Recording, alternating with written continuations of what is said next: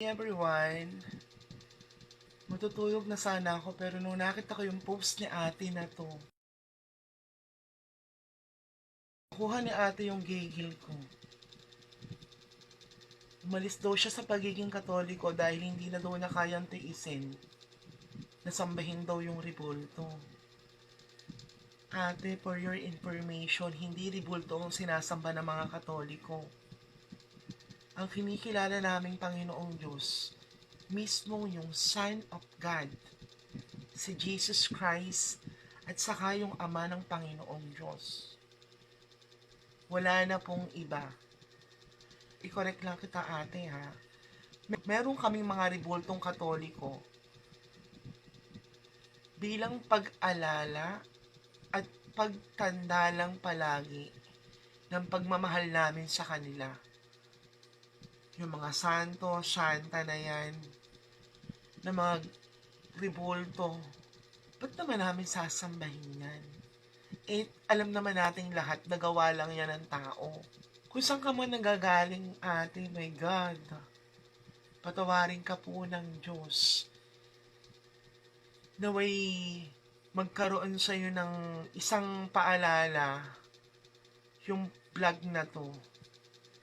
At para maisaksak mo dyan sa pag-iisip mo na kahit kailan hindi namin sinasamba ang ribulto.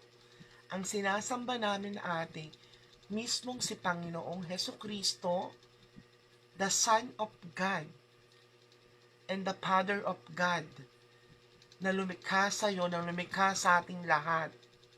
Nirirespeto kita kung ano yung kung saan ka man lang nagmula, pero my God, ate, kuhang-kuha mo talaga yung inis ko. Ito yung mga comment tuloy sa kanya ng mga kapwa naming katoliko.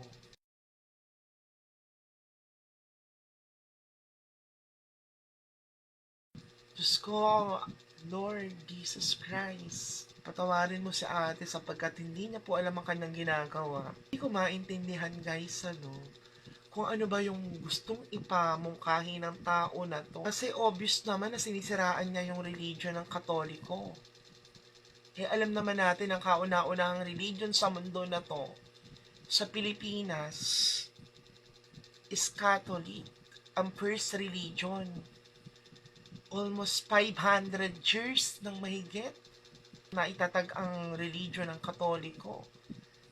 Tapos, bigla ka na naman magpo-post ng ganyan na sasabihin mo ang sinasamba namin is ribulto. Talagang kahit sino makukuha yung inis. And for your information ate, kung ano man po o sino man yung sinasamba mo na yan or kung ano man yung religion mo na yan ate, ririspetohin ko po yan, ririspetohin po namin dahil paalala lang ate ha, hindi po religion ang magsusurvive sa ating lahat.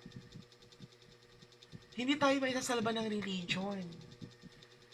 Guys, ang magsasalba sa atin kung sino at paano tayo sumunod sa mga salita ng Diyos. Hindi tayo maisasalba ng religion na yan. Kahit anong religion. Eka nga lasimba ka nga pero yung ugali mo naman ugaling may pagka-demonic. Paano kang maililigtas? Paano kang maisasalba?